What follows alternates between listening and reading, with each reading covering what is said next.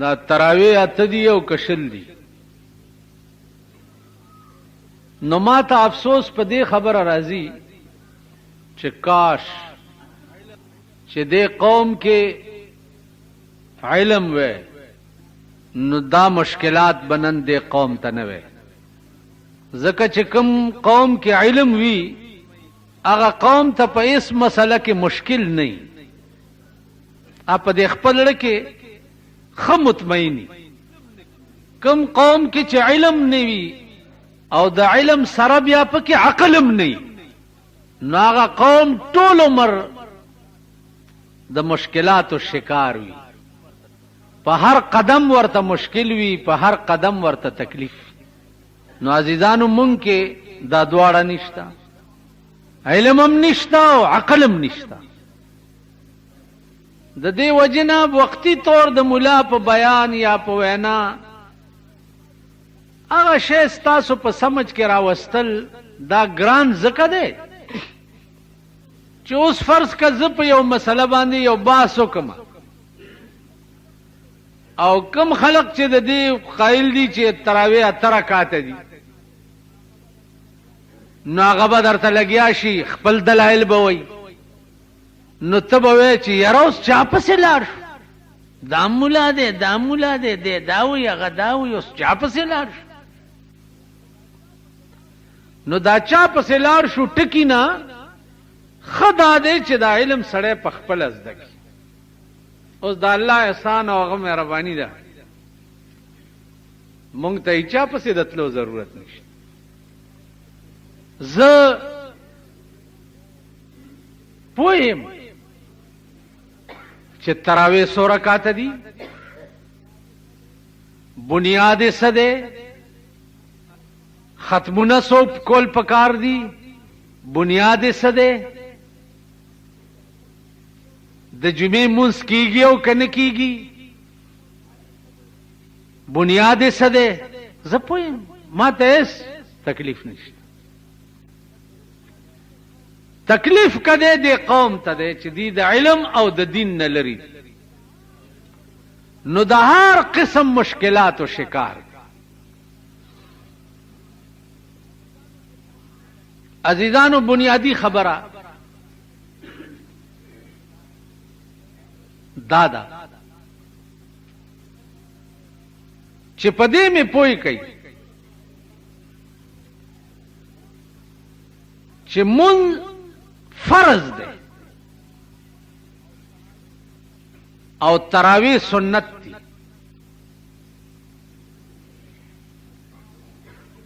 نو تراویح ډېرې ضروری شوې او که مونځ ډېر ضروری دی؟ تاسو وایئ.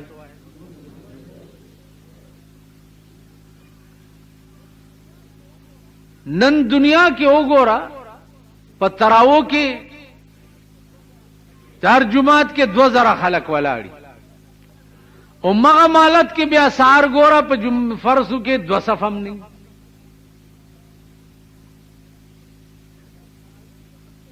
نو دا تراویح زمونږ د ملک چې دي دا بحیثیت عبادت نه کوي، دوی داسې یو نخره او یو چرچه ده.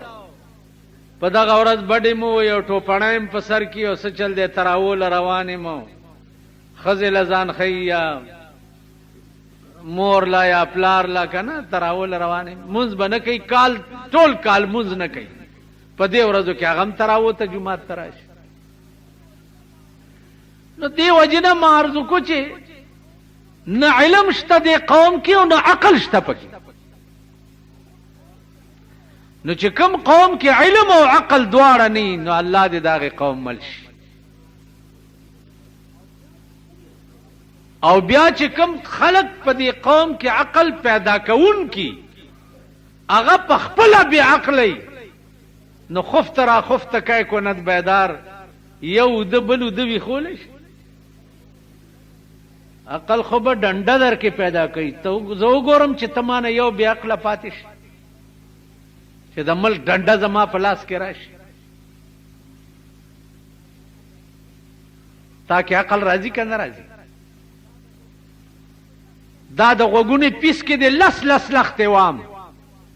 تو وګوره چې ته سبا له تا نه عقلمند به بل لوی څوک نه.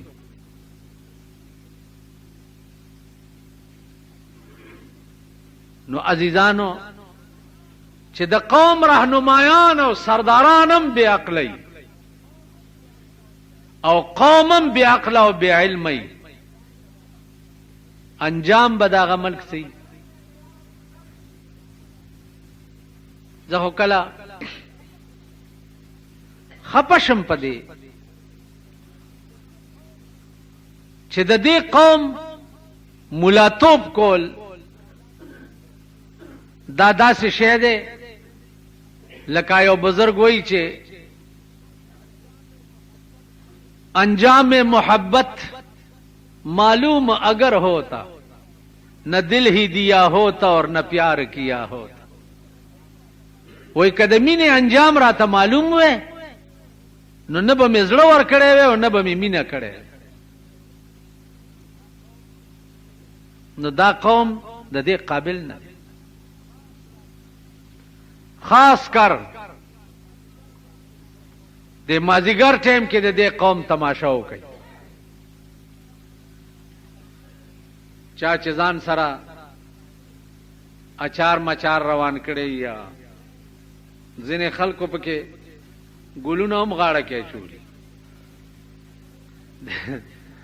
د هلکانو پکې ګلونه غاړه کې اچولي. څه چل دی وایي روژه یې نیولې، اچار دی او چټني ده او مربا ده او دا روان کړي. بیا په لاره د دوی دا خبرې لګې واوره، د دوی لا مجلس لګ واوره. نو کته د سړی زوی او لږ عقل درکې نو ته به دا محسوسه کې چې واقعي زه په سپو کې اوسېږم. دا د سړي زامن نه دي.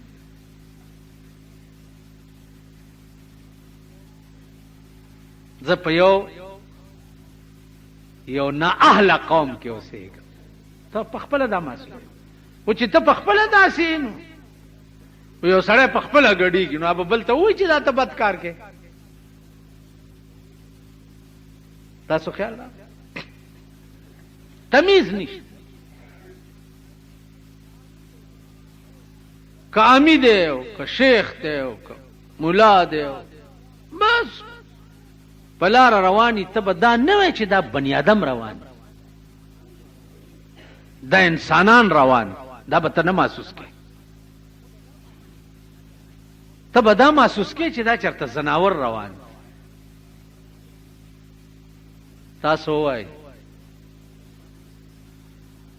دا تاسو هم کوئ. د دې ګنډېرو ګوتای خرڅېږي د پلاستیک کڅوړه کې ګنډېری خرڅېږي. نو هغه ګنډېری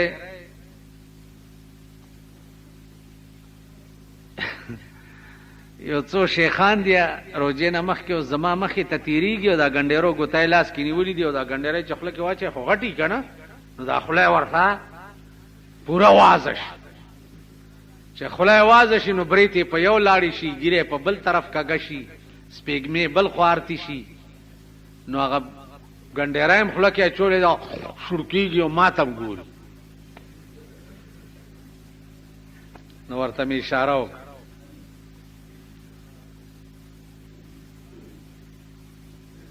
مال سواد سے رحمت اللہ علیہ په لاره روانو نو یو هندو یې ولیدو چې هغه د شپې لګیا دی رام رام رام ستوای ګورو کیے سات نام دا د هغې وظیفې دي. نو سواد صاحب ودرېدو شیخان ورسره وو.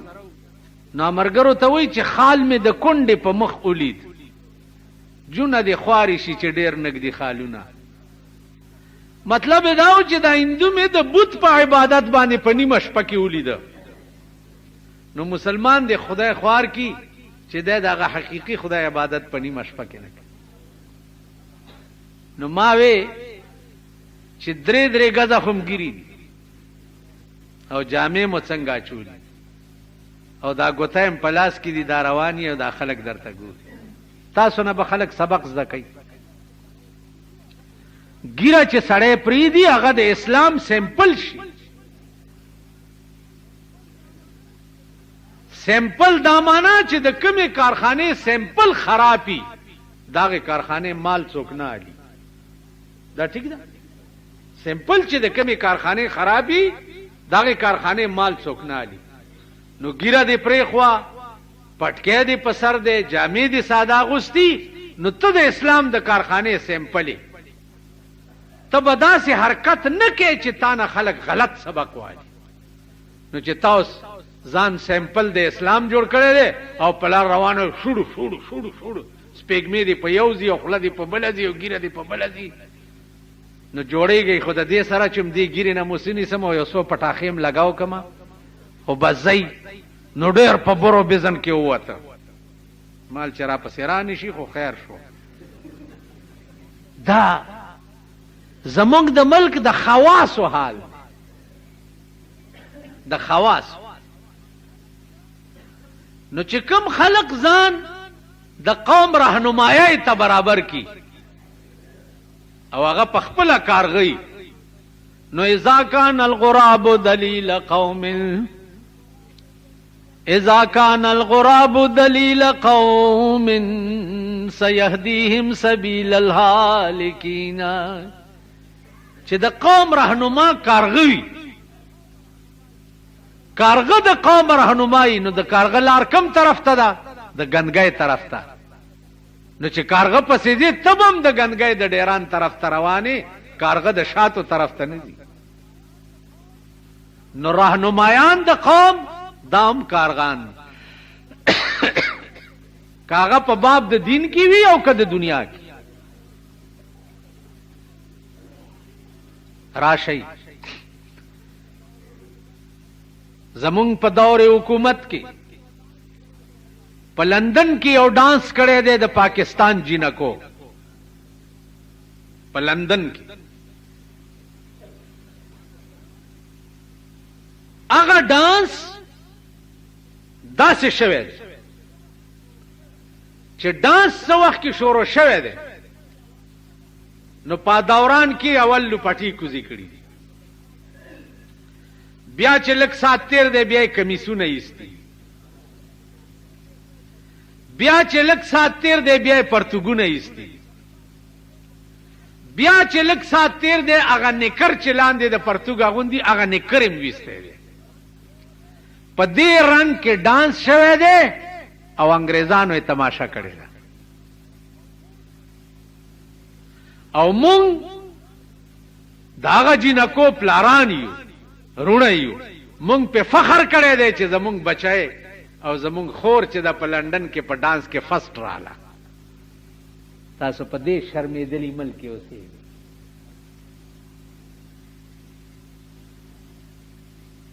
دا ستاسو زمونږ ملک دی روجه شروع ده ته د تراو غم وړې خدای دې خوار که چې خوار شي روجه شروع ده د لومبنۍ ورځې نه د کرکټ میچونه شروع دي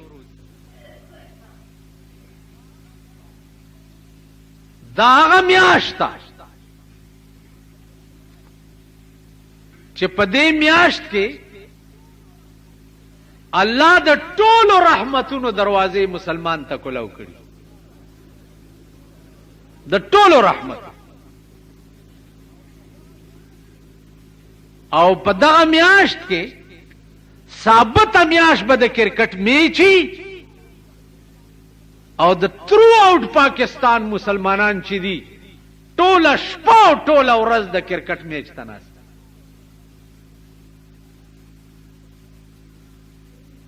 او زه به څه وکړم که زه وایم چې زه نه ګورم د کرکټ میچ ما سره کور کې به ټي وي زه به خپل ماشومانو ته پړی اچوم خپو کې د چیلای بچي دي پوی به هم نه یم پکې تلي به یې هلته به ګوري که داسې نه ده ته خو به ځان بچ کې تب خپل بچی څنګه بچ کې نو ټوله میاشت به دغه غویمه لګېدلي ا د رحمت میاشت په دې د هلکانو پرون نابل ورځ وی ګټله چا وګټله ما ورته چا وګټله پاکستان وګټله چا نه وګټله وی سریلنکا سریلنکا دی ها ها آسټرالیا تیم ګورې جو آسټرالیا نه وی وګټلو نو د هلکان خوشحال ما ورته چې د آسټرالیا نه کرکټ میچ ګټل ډیر ضروری دی که خدایم هلاک کا کشمیر ګټل ډیر ضروری دی ها وای د بار ملک نه بیا د آسټرالیا نه بیا تا په ټي وي باندې داری لیکيږي کروڑونه روپے په دې خرچ راځي کروڑونه روپے مصنوعي سیارې پتروري لیکيږي کروڑونه روپے په دې خرچ راځي دا کروڑونه روپے باندې توپ او ټینکونه او لنچرې والا او په کشمیر ورودانګا دا 3 کاله د کشمیریانو حق وګټاو د کشمیر ټوکړه آزاد کا بغیرته دا بم در نه داسې زی لکه څنګه چې در نه بنگال لاړو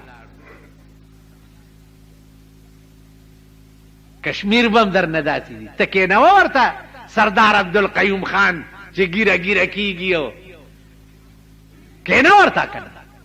اره ورځ در کې سو وجنی اره ورځ دا هغه هندو دی چې تا به ویل سل پاپړ د یو لوړ نن هغه پاپړ را پاسېدلی دی او هغه لوړې په تاسو منډلې دی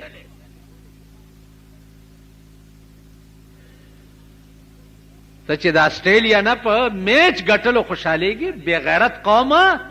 د مسلمان د ښځو د لوڼو د بچو آبرو وګټه په کشمیر کې چې هغه نن هم د هندوانو لاندې پرتې دي تاسو له شرم نه در نن ستا د مسلمان لوڼه سیکانو سره پرتی دی او هغې نه بچي راوړي لګیا دي ته چې لویه توره کې دلته نو یو مې کشمیر مناوو اړتالو کوي اړتالو زمونږ دا خریلی چې دی دم اعلان وکوي اړتالو کوي خریلی پېژنئ نه اړتالو کور دی وران د دې داسې مثال دی لکه سړی په ښځه را باندې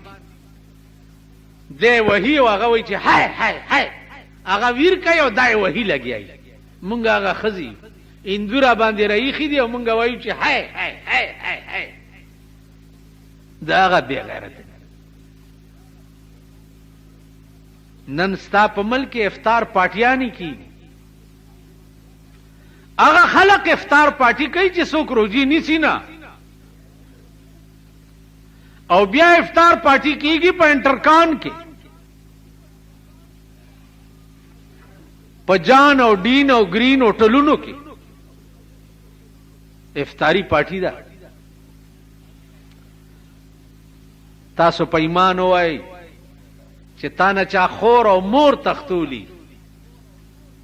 طالب افطار پارٹی خوان درکې ها مونږ نه خو هندوانو خويندې او میندې تختولی دي تاسو له شرم نه لري نن ورشي ستا په ملک چې کوم حکمران طبقه ده یا دا سرمایه‌دار چې دي والله کوي پروا نشته ای سره د خپلو هغه بیګماتو مازیګر ټیم کې صدر تراولي یا مال روډ ترو باسي کنه جی شاپینګونه په باندې وکي ای سره د کشمیر څخه بیا د غریب مور زامن مازیګر کې زه ګورم چې ټي وي او وي سي آر په اوږه کړي او کور ته وړي د غریب په کور کې چې مورې سوټې تپي دا د کچنۍ زامن او دا د ډمې زامن مورې پردی جامې وینځي پردي لوښي وینځي او زوی ګانډوي په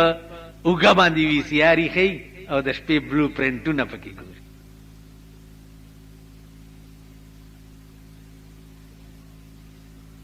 نو قوم در تدا عالم جوړ کړي دي په هر بازار کې دا عالم جوړ کړي. حکومت درته سینماګانې جوړې کړې دي. سینما ولی حکومت نه بندي ځکه چې ټیکس تیالي او بیا د مغه خلکو دي چې د چا حکومت ته تت کولش. یو بربند فوټو لګېدل دکاندار نه مې تاسو کوم دا د کم دلې ما دله د سینما دی ول دا د داسې دله د سینما دی چې تم ورته ټت نشي کولی ماته.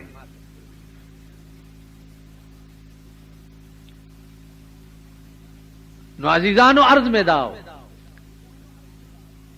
چې د دې ټولو خبرو لب لباب داده چې اذا کان رب البیت بالطبل زاربا، اذا کان رب البیت بالطبل زاربا فلا تلومن اولاده بالرقص. چې د کور مالک پلار هغه دوپړی غږی نو که زوی یا لوري ورته ګډیږي نو زوی لور به ته ملامت کی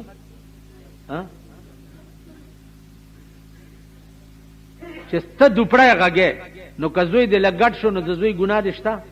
یا دې لور لګه ګډه شوه یا دې ښځه لګه ګډه شوه ځکه چې ته دوپړی مارې خوا به ګډې ماري که نو چې د ملک سربراهان دوپړی ماري نو مونږ که ورته لږ ګډیږو ملامت کوئ امه. مونږ په دې خوشحال کی چې مولانا سے روجه ده خامخا څه به دې پکارېږي ده سپینه غوندې لفافه یې ورسره او که نه الله دې سپینه لفافه کې یو څلور پنځه د جنا صاحب لوټونه یي نو مونږه ټوله روجه د هغه په صفت تېره کړو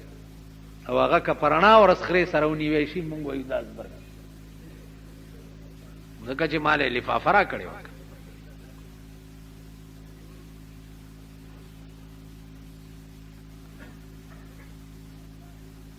عزیزانو بیا دوی څه کوي مونږ ته سترګو کې خاورې اچولو دپاره مونږ ونیسئ دا سبزی والا ټیپر یې ګران کړي ونیسئ پولیس والا هم رامنډ مال مبرړېږه د اوښ په شان څوک نیسي وایي چې دا باټینګن ګران مال دا باټینګن ګران د کم ځای نه راغلي د شي بنیاد معلوموئ سرونم د چرګانو ټټوشه بنیاد معلوموه دې خوا وګورئ اوبه د چت نه راساسي او زه لیو ځمکې له ورکوم نو دا اوبه بندېږي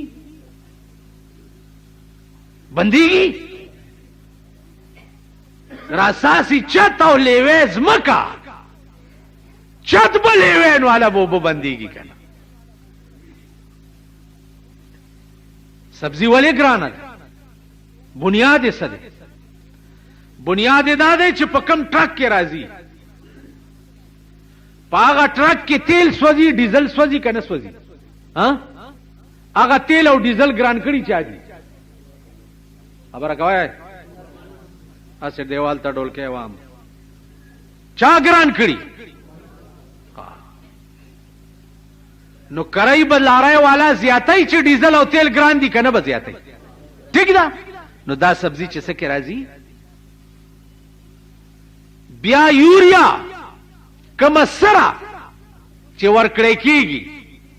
په هغې باندې د ګورمنټ ټیکس دومره وګوره چې بوره د 100 نه 100 روپو ته ختلې ده ټیک شو بیا راشي هغه سبزي منډۍ ته په سبزي منډۍ کې په لاره ورته ستا نور پړانګان ناستي د کمیټۍ چونګي ټیکس چونګې یو چونګې د کمیټۍ په 2 او 3 کروڑه روپۍ لیلام شوی نو 3 کروڑ روپۍ چې کم چونګی لیلام وی پاغه چونګو چې لارې تیریږي اغینه به د سرکار ټیکس مالی د ټیکادار بمتیالی او هغه چونګی مارر او اسپیټر صاحب خپل رو جماعت امتیالی نو چې هغه د سبزی لارې منډۍ ترارسی نو 2000 روپۍ خو په د سرکار ادا شي بیا راشي د منډۍ پړانګانو ته تاسو ورشي د فروټو د منډۍ پړانګانو ګورئ داسې ساربدي چې لاس په خوي داغیا جیدادونه وګورئ داغیا دولت وګورئ په دغه سبزی منډۍ بیا د فروټو منډۍ ته ورشي داغي دا حال چې د سوات نه مالټې روچتی کی او تر پیښور راځي 2000 روپۍ په تا کمیټه او چونګیانو اغست بیا راشي د فروټو منډۍ ته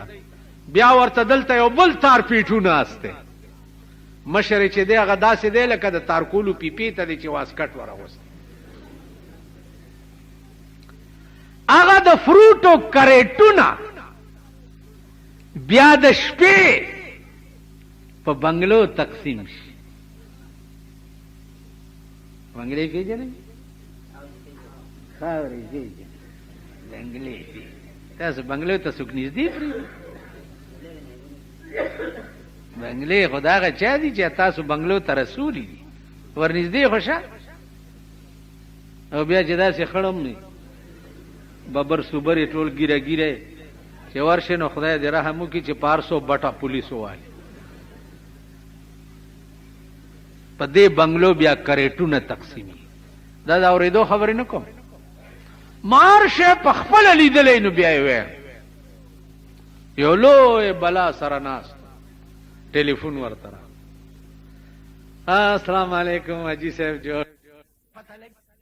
اسوکو نو نامه خو نه غسته ځکه چې سړی ز پیژنم فروټ منډي وای ما ته وی چې دا ما یو دوستو سره کریټونه وروړي مال دوست نو پلانې ول مال پلانې سار لسخه مالټې په قوم خرسي سار ماخام تاله یو خې مالټو کریټ درولېږي سار له 4 سکه نه مجسټریټ نږدې ورتلې شي او نه پولیس نږدې ورتلې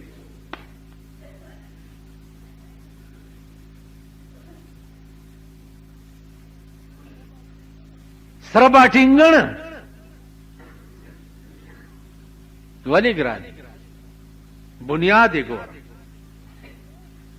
بینډې په 55 روپۍ کیلو بینډای الکه بادرنګ دا مونږ بار سبزی والا ده غوړم ما 1 کیلو بادرنګ راغلی په سودی ول په 1.5 روپۍ ان لله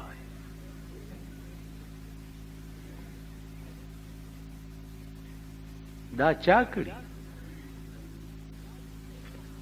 دا د الله قهر دی په دې ملک او په دې قوم او بیا زور غریب لول راغله دی زکه چې د دې ملک فیصله د تقدیر غریبان کوي نو زور خدایم دوی نه وباسي مالدار ته خبر که په 1500 روپۍ کیلو بنډای شي بنگلو والے خړې شي کني شي تم ته پلار نشي که په 15000 روپۍ یو ټماټر شي مالدار خړې شي کني شي ته زچرته دنیا منیا استعمالوا یا چرته دغه دانی دانی سیدا سرو باټینګونو په ځای استعمالي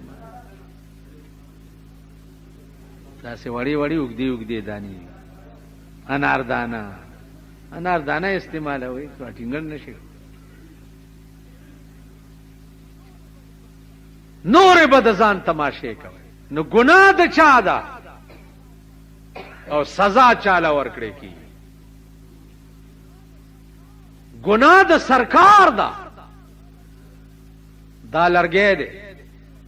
ما په 10 روپۍ اغسته ده نو زما دا حق دی چې په 12 خرڅ کم کنه دا زما حق نه دی چې زه دکان مې نیولې کرای ورکوم ټول ورځ ورته ناستم نو دا په 12 خرڅوم کنه او تراشي او ما چالان کی چې دا په 12 ولی خرڅه نو تا مال په لاس را کړې ولې دی چې زه په 12 خرڅ نه کما سره باټینګن کا دکاندار په 14 روپے کیلو خرڅای ناغه ته په 12 پریوتیم دي کړه او چاچانه ورته پریوتی دی هغه له نږدې نشي ورته نو کمل کی چې د انصاف دا حالي او د ظلم پکې دا یا بس کی اوس قصابانو هړتال کړ ډېرې خکړي خیزه ککړي چې دام پوره دي والله چې مردار اس پیم خرڅي یو قصاب دې شل کاله وشو چې زاغله لاس نه ورکو په مخ راشي ستړي مشي کوي چې خدای ته ګوره لري مانه ده مردار اس په مون خرڅه کړي په خدای قسم چې دې قوم د سپو غوخه د ګډانو په نر خرڅ کړي دیک بیا انګريزانو آرډر وکړو چې د ګډانو د اندام مخصوصه او د خپو دا نو کې دا به ترغز وړاندې چې تر څو غوخه خلاص شوي نه ځکه چې حلال کړي سپي به د نړۍ غوخه په ځای باندې خرڅ دلته یو مشهور کبابي دی دنیا ور خلاص دنیا الته موټر پنچر سو کې ناستما ا دکاندار ته مې چل کړه دې کبابي نه خو بتاسو وې چې جی ما خو 15 کال وشو چې دا کباب نه دی مال ولی ول میخه مې مړه شو ول درته ویل چې مال راک ول مال چې مړه شو وې ته غم مکه وې امړې نه سرمنو وستو په فریزر کې خو د ناغه ورځ وا ویلې په بل ورځ کې مکړو بس خپل عادت ور سره وکړه کباب په خلکو خورو په کې مال هم ویلو 100 روپے راک دې حد لبیا دا قوم ظالم اوس دې که صحیح کار کوي تی ورته نه پرې یو قصاب چې می خوالي په منډي کې د منډي زمکه څه کمیږي چې هغه کمیټه لیلام کړی دا او داغه کمیټه ټیکس لګولې دی په هغه میخه چې کوم چا واغستا نو یو میخه چې د قصاب موګي ترارسي 100 روپے په د حکومت ټیکس لګیدل بهار سړی چې ورځي ورته وای مال پستا وخه مال پستا او بیا د کلی خانان چې ورشي هی خانان ورته د سټي خان په خیر خان کم ځای نه درکم غوخه او دا پستی کرا دا ډوکه بدا کساب څه کوي تاسو انصاف وکړئ لوګو نه دا ډوکه بچ کوي چار یو پستی تی کې غواړي دا ډوکه بده کم خوړي نو بیا خانان چې غوخه لورش بیا خان دکان ته ورخیږي دې ځنه پریکا دې ځنه پریکا بیا غریب څه ویلې نو اډو کی مډو کی بیا مونږ خوار را خرڅ تعلم را اسپیره پرون راته یو خزه وی خدای چې دا کسابان خدای غر کړ مال ولې ول ټوله ډو کی بیا را کول ما ورته مال خوري هغه خو اصلي کار کولو کنه ول ولې مال غوړ ټول پاډو کو کی غوړ به در کول چې لګه خشي تیکا کې خو غوړ نه او ول غوړه خو بکټوي ډیر وا دا وطن میں نازیزانو دونوں طرف سے آگ برابر لگی ہوئی دونوں طرف سے منگ پخپل زی ظالمان یو وسم نشتا حکمران طبقہ پخپل زی ظالم دا وسی نشتا قوم پخپل زی ظالم دے وسی نشتا چه سمر وست عمر کئی چه سزیات نکئی آئے وس نشتا تاسو ګورئ اوس چې باروزه یو دی بالا مانه دی چونګي سره داسې تاویږي دلته کنده کنسته ده او پښتنه والے څوک نشته دا نه وای چې د شپې په څوک ماشوم ور پریوزي سړی به پریوزي بس کنده کړی دا سړی ته تری کله ټلیفون د پاره کنده وکني ټلیفون لا کنده وکني او بس اخاور دا سره وای کپه کې ټراکون خطو کپه کې سړیون خطو کپه کې اره بلا کسوی ګیس والا کنده وکني اے د چرګو مرز در تراش آریو لوټه نخپار د دې ملک داسې مثال دی لکه د سرک منځ کې کانه پروت لاره او موټر پراشي سټیرینګ کټ کی ور سره داسې تیر شي داسې یوم نه کوي چې ورته ودرېږي او دا کانه یو طرف ته چې څوک پیتینده کو نه وي داسې څوک کوي تاسو کوي په ایمان وې ازبرګانو صاحبانو شیخ سنت پرې کوستا کال او برتا کال والی پلار جزې کانه پروت نو اے پته داسې نه کوي چې یو طرف ته نو هر طرف نه ملک د خدای قهر رانی ولې هر طرف نو بنیاد تراشي معاملہ ټوله د خدای ده ټوله اور چا سره چې سکیږي داغه د زړه متعلق کی زمونږ زړونه خدای ته معلوم دي چې تعالی مې وس نه در کړی دی که مې وس در کو شیخ سادی څه خبره وای گربه مسکین اگر پرداشته گربه مسکین اگر پرداشته تخم گنجشک از هوا برداشته وای کدی پیشو غریب چرتا وزر لرلی غریب پیشو پیژنې یو خو خسر به پیشو یو ماندګای غوندي پیشوي غریب عجزه غوندي اس چناسته د سړی په رحم راشي شیخ سادی وای کدی غریب او د مانده پیشو چرتا وزر لرلی وزر دی ورته ولګو په هوا کې به د مارغانو بیړه تبا کی کنه یو مارغه به بچ پاتې شي یو مارغ نو مونږه غریبي پیشوګانی دا چې لک خيو وزر نشته وزر درته لګوم تاسو بیا د ځان تماشا وکړئ ما تاسو کې ولید چې غریبان وای د روټای درکم نه لګېدو خزم سپینې بورکې په سرولې اوس چې پروټای ماړه شوي پیسې در سره رااله خزم بربند کړې هم کړه کنه خزو نمبر کې کوزي کړې ها لوندم ته جوړ کړې فلار رواني تبتی یو طرف تکي ابل اورد د کور راوتم یو را باندې رااله شراله زرت یو طرف ته شو بیړه دې غرکش سم یو کټای و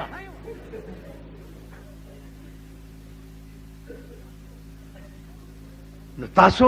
وزر نشته چې وزر اوس دا زما د کور خبره نه ده قران ویلی دی چې لو بسط الله الرزق لعباده نو لبغوا فی الارض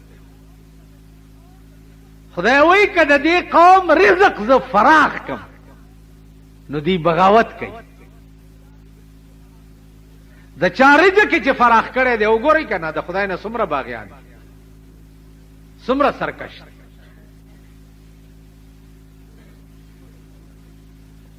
نو د دې وجنا عزیزانو خدای ته رجوع شي خدای ته رجوع شي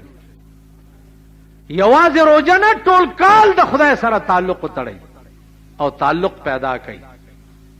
چې دنیا او آخرت هم دواړه خشي کینی تباہ بشي غرق بشي چغه مو ہے چې حکومت ته پلانې دی حکومت ته خدای په هغه خر سیلاب یوړي کی چې نو مو نشانه پاتې نشي ما په درې سلوي ښکاله کې د سړی د زوی حکومت لیدل نه دینو دی حکومت نه وڅګیلا کو مونږ خو نه لید چې چرتا یو خزاوه 50 مړونه کړی خزو ورتل دا سکه بیختی ویل کور وران شه چې کم یا وکما جوړ مې ور سره را نشي. ویل څه چلی پې وی خو یا یې غوږ نه یا یې پوزه نه یا یې سترګه نه یا یې لاس نه یا یې خپه نه څه بونډې سونډې نو په مونږ هغه چل دی. مونږ هغه ښځې 50 مړو 43 مړونه مو کړه. وار یو چې راشي بونډې صاحب ته طلاق الو بیا یو سره مم جوړ راغی چې د یوې روجې اجر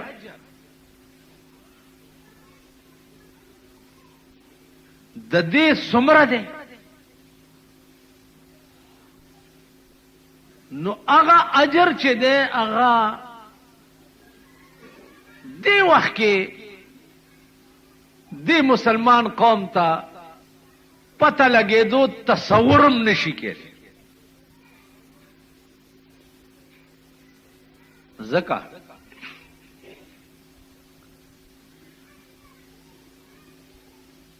چې د دې لوی اجر چې دی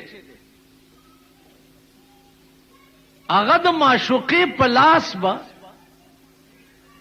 د روجې ثواب روجهدار لور کړی کېږي. اوس د معشوقې د لاس د ورکړې خوند چې دی هغه خو د عاشق نه پوښتنه کوه نو موږ نه څه تپوس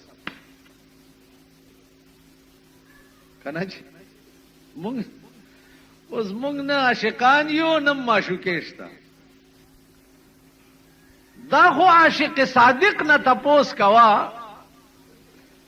چې د معشوقې په لاس عاشق ته کوم شی ورکړی شي داغه خوند څومره ای او داغه مزه څومره.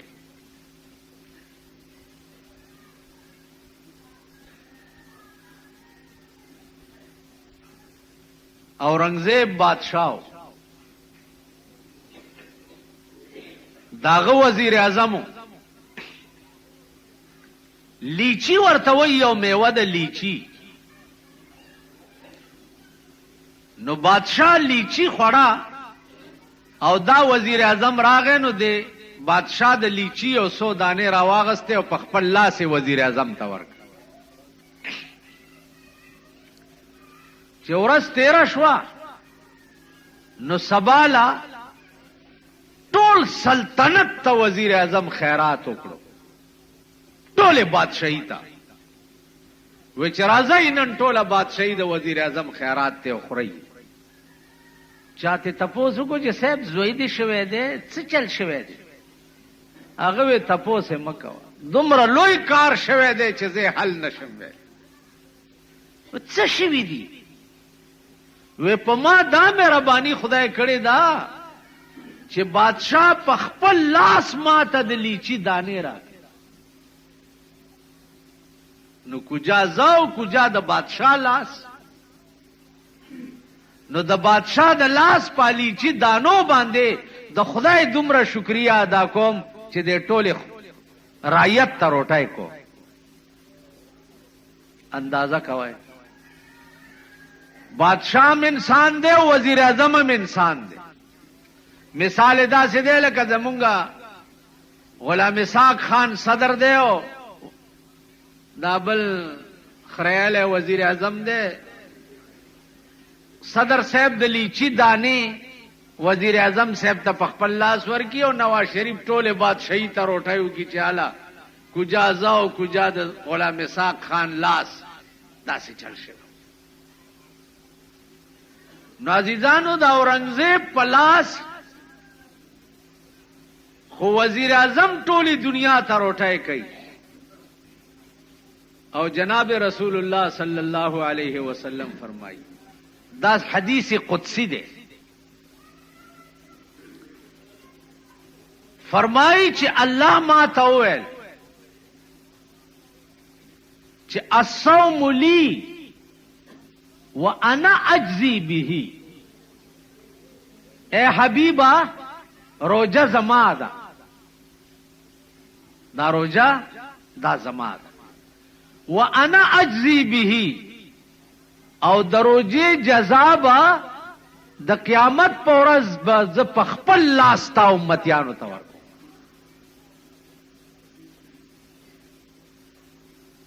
نو چې خدای څنګه ده نو دسه به لاس مينو ګرځي ورپسې لټوي نو تاسو خیال را آیو ګډباو ګډې سرولې د موسی علیہ السلام زمانہ وا اورېدلی یو چې داسې یو خدای شته چې دا ټوله دنیا یې جوړه کړې ده او څه ډېر زیات ښایسته هم دی نو ګرځېدو اوس ګډې چیلې په ځای پرېښي دي چې یا الله ته به چرته چې لږ خو دې غاړې باسي یا الله ته به چرته چې لږ دې ښکل کړم یا الله ته به چرته زما د دې ګډو ډېر ښه پای دي چې لږ در باندې اوس کو یا الله ته به چرته ستړی شوی به ډېر چې لږ دې چاپي کړم شپون دی کمقل غوندې دی موسی علیہ السلام پہ را پیغ شو ورته چوت کافر دا سوے تو غوار لفظ کی چې دے اللہ محتاج ثابت ہے او اللہ دے احتیاج نہ منزح او مبرا دے پدې خو ته کافر شوی وی چې کافر شو مې وی چې زما خو شپېته کاله وشو چې زه دغه وظیفه کوم موسی علیہ السلام ورته وی چې شپېته کاله وشو چې بیخته وته هغه ګډې مډې په ځای پرېښوي او لاړو په یو کنده کې الټا سملاستو ویل خدای نو زه څه خبر یم چې ته څنګه خدای او څنګه یادول غواړې ما ته خو الله که پته شته او مال چې په بني آدمو کې به یو ښایسته غوندې بني آدمي دا به خدای نو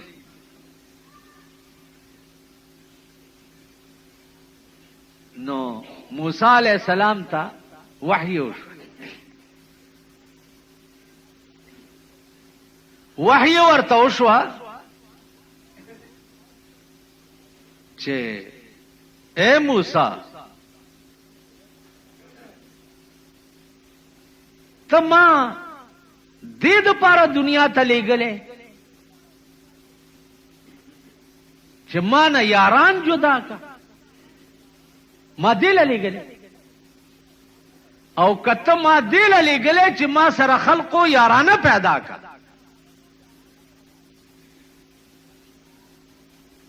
اشپون خو زما یارو اسمان نه خبر ولره اوس اندازه کوي د شپون په ظاهر الفاظ د کفر دي خو چې زړه د کفر نه دی نو فایده په څه مرتب کی زمونږ ظاهر الفاظ د بزرګۍ وي لبادم د بزرګۍ په ځان اچولی او په تیرا دل تو ہے صنم آشنا تیرا دل تو ہے صنم آشنا تجھے کیا ملے گا نماز میں او چزړه دی بت خانه او ولار په مانځه باندې نو دی مونږ کې بتا ته څه ملاويږي ها جی نه مونږ کې نه ولار خدای نه دی بنی آدم جوړ کو خو چې انت اندرونی لینک صفا ده نو پاس نه خبر راځي چې او موسی ا سړی زما یار دی ورشا غز پیجندل سمنے ما راضی کا او زما د لیدو او زما سره د دوستۍ چل ورته وکړه تاسو خیال را نو عزیزانو عرض میں دا کولو چې معاملہ ټوله دړه ده ټوله معاملہ د ګیره نه ده معاملہ د حج نه ده معاملہ د پټکی نه ده معاملہ د چوغې نه ده او د جوبې نه ده او د خلوت دا ټول فراډ او دوکه ده تاسو خیالو کوي بعضې صاحبانو داسې پټېدار پټکی وایي داسې درې قسمه یې کت کړي لیدلیم دي داسې پټېدار غوندې دغې په دې دې راوستي او په دې دې او دا شی دلي داسې دغه کړي او بیا داسې لپاټه هم کړي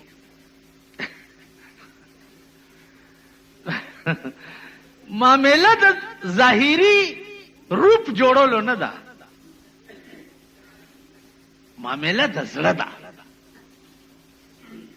ان الله لا ينظر الى صوركم الله ستاسو شکلونو ته نه ګوري چې چا د ټاټ پاټ کې شکل جوړ کړي نه. ولا ينظر الى اعمالكم او نستاسو عملونو ته ګوري. چا فیض راوسته ده او صاحب د دریش په ختم دی ولاړ دی او حافظم لګیا دی غلاس غلوس جوړ دی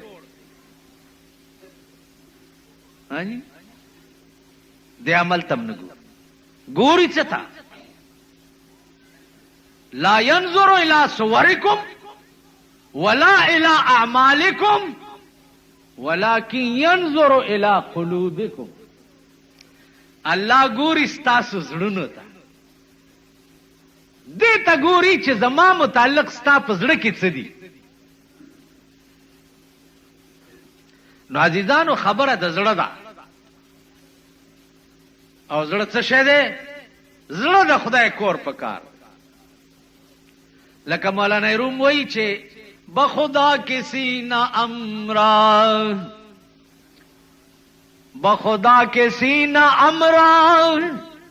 بشگاف جان بیرون کن بخدا کسی نہ امرا بشگاف جان بیرون کن کہ درون خانہ تو دیگر چکار دارد کہ درون خانہ تو. بخدای قسم زما دا سینه وشلاوه او زما زړه بار راو باسا بیا میړه سیره کا او دننه پکې وګوره دننه د زړه په نقطه کې وګوره. خدایا زما دننه د زړه نقطه چې دا خو ستا کور دی نو چې ستا کور دی په ستا کور کې د بل چا سکار دی چې دننه راشي بل چا سکار رب دی د خدای کور جواب دی څه کوي. دی زبان حق نے ثنائے مصطفیٰ کے واسطے جواب دی آر وقت د جناب محمد رسول اللہ صلی اللہ علیہ وسلم درود شریف ہوئے.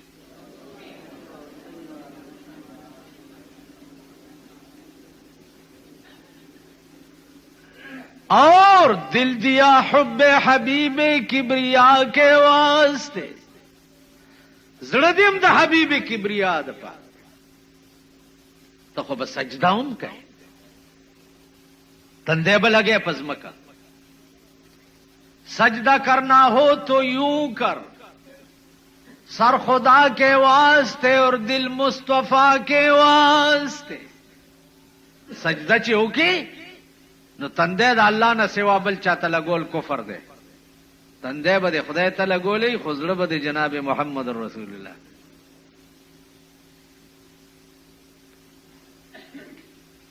یو سړی قسم وخوړ چې کما هغه درود نه وي چې کوم درود خدای ته ډېر محبوبي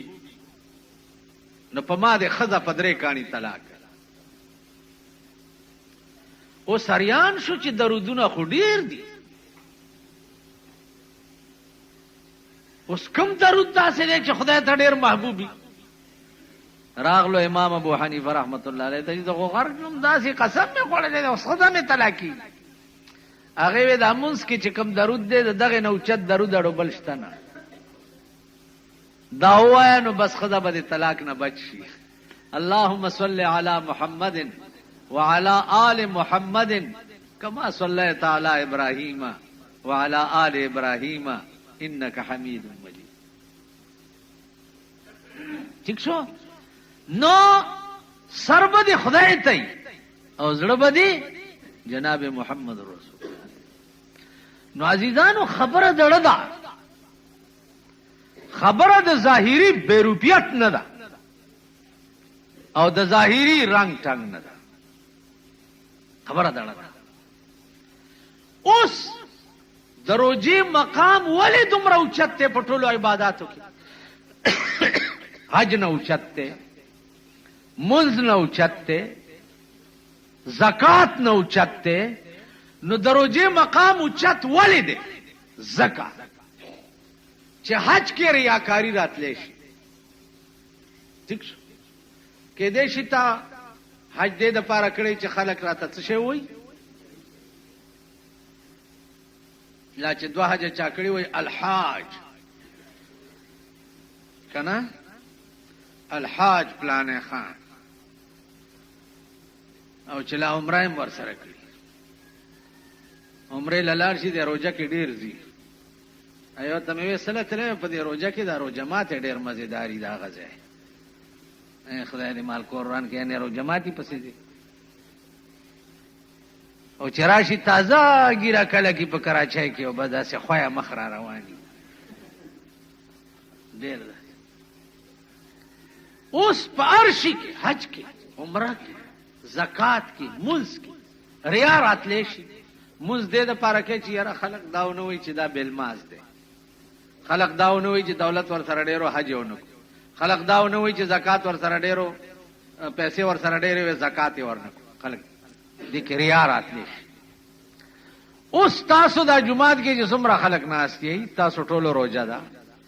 تاسو وای بېمان چې یو سړی دا جمعات کې مخامخ غسل خانه ده دې تننه وتی دا اودس یا استنجا پټه نیت باندې او دننه دې لګي او بوس کلی چاته پته لګي